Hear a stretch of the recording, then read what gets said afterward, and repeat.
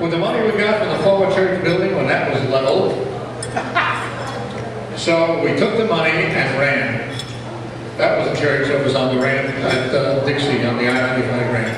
And we bought this property in spite of the many objections from members who said, "Why do you want to go way out there?"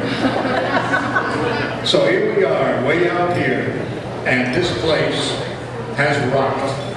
Ann Allen was our resident drama coach, and our husband Louis Allen, who wrote Strange Fruit, a groundbreaking song about the lynching of black men in the South.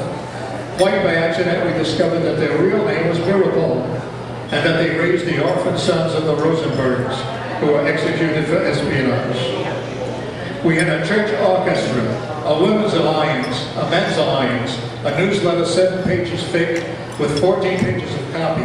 We had a full-time drama workshop through the efforts of Dr. Charles Spillauer of the University of Miami and Boca Ridge.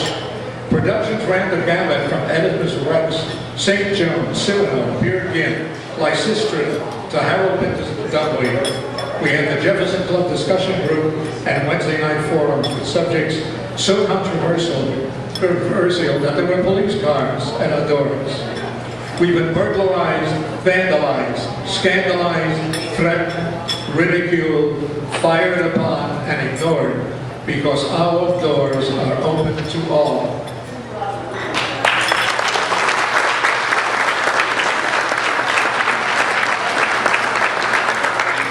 In our pulpit we had rabbis, priests, ministers, swamis, Negroes, blacks, African Americans, Indians, Native Americans. You notice how the names have changed in time. Black Panthers, Gray Panthers, Real Panthers, Women's Lib, Gay Lib, you name it. Their voices can be heard here.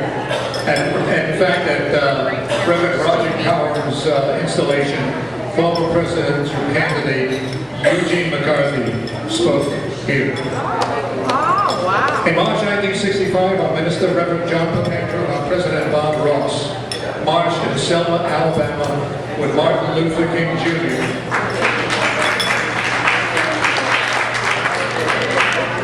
Union Minister Reverend James Reed of the Old Souls Union Church in Washington, D.C., was murdered when attacked by a white mob armed with clubs.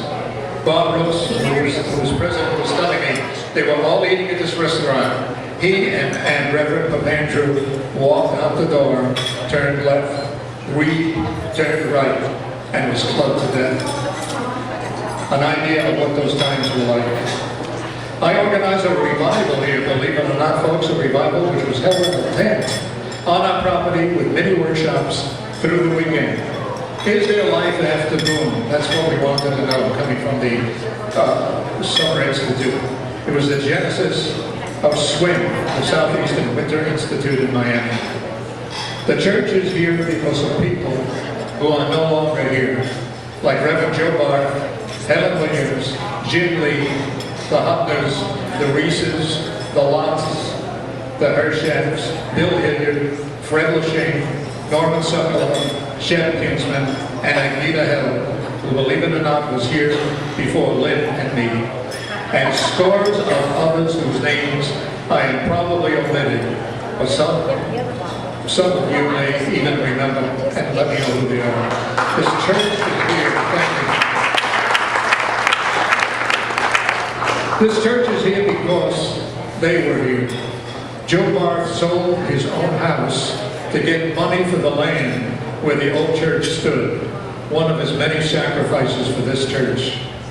Our first meeting place, Brittle House, has been torn down. Our second, the Mayfair Theater, has also been torn down. Our previous church on Dixie Highway, torn down. What does the future hold for this church?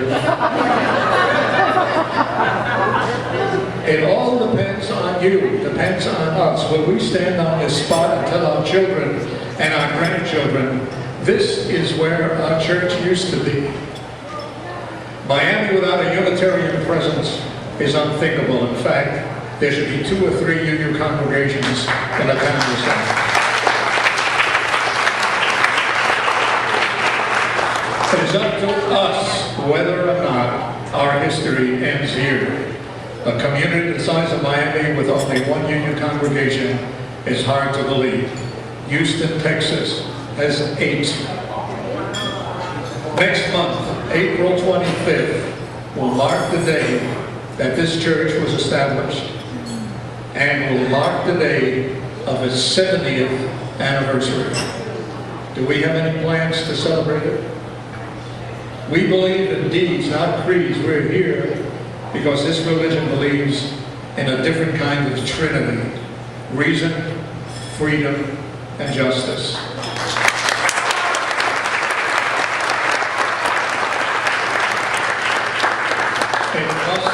It must be carried forward.